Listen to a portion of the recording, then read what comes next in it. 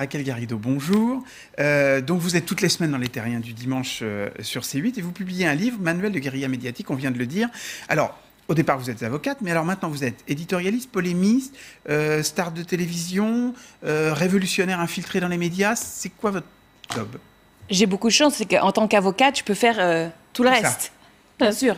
Parce qu'aujourd'hui, le job de venir donner une opinion à la télévision n'est pas un métier réservé aux journalistes. Longtemps, c'était les journalistes qui, sur la base de leur enquête, sur la base de leur expérience, prenaient la plume comme éditorialistes et on avait le droit à des grandes controverses télévisuelles ou écrites entre éditorialistes. Mais aujourd'hui, on s'aperçoit que pour faire ça, c'est-à-dire pour finalement ne donner qu'une opinion tranchée sans forcément être sur l'enquête, sur l'identification de la vérité, sur la vérification, finalement, un avocat peut bien faire l'affaire, un écrivain, et on s'aperçoit que sur les grandes émissions de controverses, il y a de moins en moins de journalistes qui ont été remplacés par les éditorialistes dans un premier temps, et maintenant par tous les autres métiers, ce qui devrait les inquiéter. Au début du livre, vous dites à propos justement des journalistes, je décidais de ne parler à aucun journaliste tant il me menait une guerre totale. Alors j'avais envie de vous dire, est-ce qu'aujourd'hui ça va mieux? Parce que vous allez faire la promotion du livre, vous allez être confronté à des journalistes. Vos relations s'apaisent un peu ou c'est toujours la guerre totale? Eh ben on va voir Thierry Moreau, vu que je commence aujourd'hui... avec nous et on en est très heureux. C'est très gentil, c'est très gentil. Non, je pense qu'il faut enterrer la hache de guerre parce que je pense qu'on a tous un intérêt en commun, c'est-à-dire nous les citoyens et vous les journalistes, c'est qu'il y ait un journalisme de qualité.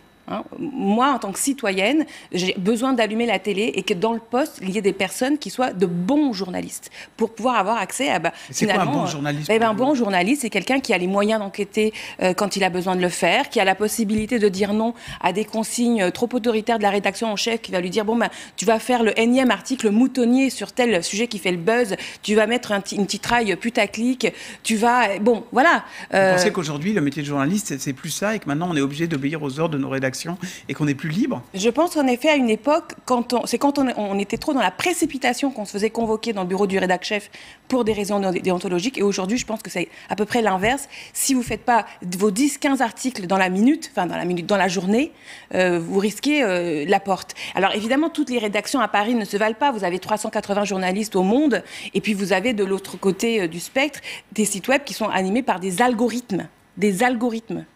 Aujourd'hui, la page web du Point, par exemple, ou de Valeurs Actuelles... Vous expliquez dans votre livre, effectivement, qu'il y a une agence qui sous-traite à un certain nombre de grands journaux la rédaction quasiment automatique d'un... Exactement, ça s'appelle la délégation d'édition. Il y a une boîte qui s'appelle 6 Médias qui fait ça. Et vous avez des gens qui ne sont pas des journalistes, qui sont devant des écrans et qui, toute la journée, au kilomètre, vous font des petites notules, des petits articles pour telle ou telle clientèle. Voilà, c'est un problème pour nous, les citoyens, parce qu'à un moment donné, où est le travail de vérification, où est le travail de contradiction, et nous on est tous allés à l'école, donc on a un certain socle de savoir, mais au quotidien, pour être un vrai citoyen, c'est-à-dire pouvoir prendre des choix de consommation, des choix de vote, des choix de vie, de mode de vie, on a besoin que vous soyez heureux dans votre travail et que vous soyez correctement payé, que vous ne soyez pas en concurrence en permanence avec des éditorialistes qui occupent tout l'espace médiatique alors qu'en fait, ce n'est pas eux qui sont sur le terrain, et ainsi de suite. Est-ce que vous pensez qu'avec la tribune que vous avez dans Les Terriens, vous avez plus de pouvoir et d'influence que, par exemple, en étant une fois par semaine à la télé, que, par exemple, un député de la France Insoumise qui est à l'Assemblée et qui vote des lois? En termes d'influence et de pouvoir pour faire avancer cette cause qui est la vôtre et que vous avez défendue pendant des années? C'est un pouvoir analogue en l'occurrence parce qu'il s'agit d'un contre-pouvoir, c'est un pouvoir d'opposition par rapport à quoi? À la monarchie présidentielle. Nous sommes dans un régime, la monarchie présidentielle, qui concentre tous les pouvoirs sur la tête du président, et tous, autant qu'on est dans notre fonction dans la société, on est en contre-pouvoir par rapport à ça. Mais en réalité, un député d'opposition aujourd'hui, il n'a en fait aucune chance de faire voter une loi, pas même un amendement. Donc, heureusement pour les députés insoumis, ils sont aussi un peu médiatiques, parce que ce sont des bons clients, comme on dit, parce qu'ils savent justement utiliser la formule choc, rassembler les propos, identifier la controverse, ils le font très très bien, et c'est ça qui leur donne finalement un pouvoir supplémentaire qui est analogue un peu au mien, parce que moi, en définitive, j'ai poussé ça jusqu'au point de ne faire finalement que ça à la télévision dans mon émission Les Terriens du dimanche. Éric Zemmour était l'invité dans votre émission. Avec tout ce qui s'est passé depuis, est-ce que vous regrettez que Les Terriens lui aient donné la parole? Est-ce que vous faites partie de ceux qui disent qu'il ne faut plus donner la parole à Éric Zemmour?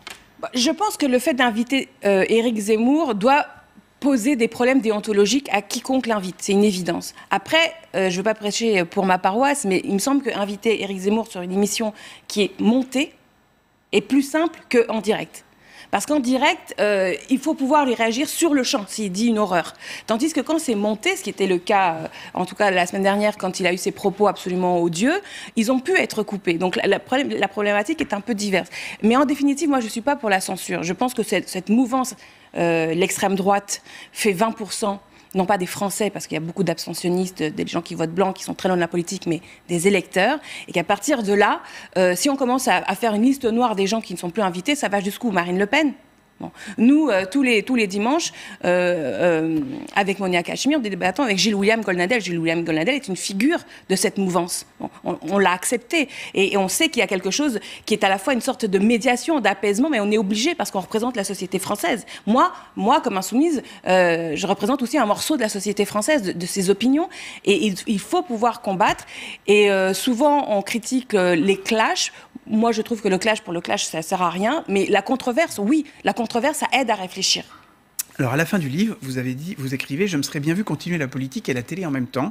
Et vous dites que finalement, vous avez été obligé de choisir parce que, en gros, le CSA décomptait votre temps de parole du temps des Insoumis et que c'était dommageable pour les Insoumis. Oui. Mais vous voyez vraiment continuer à faire les deux? C'était possible d'être à la fois à la télévision, dans une émission d'infotainment, et puis être engagé politiquement sur le terrain? Comment c'est possible, concrètement? Si ça avait été... Ouais, au début dans ma tête, c'était simple, vu que moi, je suis une même personne. Vous voyez, c'est-à-dire j'ai pas changé d'avis parce que je suis à la télévision, au Terrien du dimanche. Mes opinions sont les mêmes. Non, mais d'un côté, vous êtes payé par un groupe que vous dénoncez d'ailleurs, le Grand Capital, le Bolloré, et de l'autre, vous êtes militant anticapitaliste, quelque part. Voilà. Et alors le problème, il n'est pas chez moi. Hein. La contradiction n'est pas chez moi. Il faut poser la question aux grands... chez vous, quand même, si d'un côté vous êtes... Ah bah non, parce que moi, j'estime absolument logique que ma mouvance intellectuelle soit à la télévision. Ce qui est... Là où il y aurait une contradiction ou peut-être un questionnement, c'est du côté de ces grands oligarques du système médiatique. Pourquoi est-ce qu'ils invitent des insoumis? C'est vrai qu'il faut poser la question. Mais de mon point de vue, c'est une évidence démocratique qu'il faille nous inviter. C'est une évidence en ce qui me concerne en termes de travail sur les consciences. Moi, aujourd'hui, ici, je reviens à Elcide sur ce plateau que j'ai fréquenté matin, midi, oui, soir, la nuit. Livre. Enfin, je veux dire, ça a été ma vie. Si je dormais ici, comme je dormais à BFM, comme je dormais à iTélé et CNews. Bon, on faisait les soirées électorales ensemble, notamment. Oui. Enfin, vous étiez sur les plateaux des invités. J'étais de ces personnes qu'on appelle... Voilà, je le faisais absolument bénévolement. J'étais de ces personnes qu'on appelait à 10h du matin pour venir à midi, qu'on appelait à 13h pour venir à 15h, qu'on appelait à 18h pour venir à 22h, et auquel on passait un dernier petit coup de fil à minuit et demi pour faire enregistrer un son radio qui allait passer à 5h du matin. Et j'ai toujours dit oui. Bon, cette façon de faire de la politique, elle m'a premièrement rincée, parce qu'elle est absolument inhumaine. Il faut être quand même sur le terrain, sur la minute, le tweet, regarder ce qui se passe, il faut tout savoir. Et c'est ce que vivent toutes les personnes qui sont au quotidien sur les chaînes d'infos, hein, de Audrey Crespo-Mara, aux petites mains qui sont derrière, la rédac, tout le monde vit à ce rythme qui n'est pas humain, voilà, et qui, en définitive, ne s'adresse qu'à un certain public, c'est celui qui est très intéressé des questions politiques. Et pour moi, l'enjeu aujourd'hui, c'est de sortir de ça. Moi, je ne veux pas parler qu'à, on va dire, 5 millions de personnes en France qui regardent les émissions politiques, les grands débats, qui vont voter tout le temps, qui votent à toutes les primaires. Ils sont allés voter Juppé contre Sarko, ils sont allés voter Hamon contre Valls. Dès qu'il y a une opinion à donner, ils sont là. Moi, ce qui m'intéresse, c'est tous les autres Français, ceux qui s'abstiennent, ceux qui sont loin, ceux qui votent blanc, ceux qui se défient de la politique,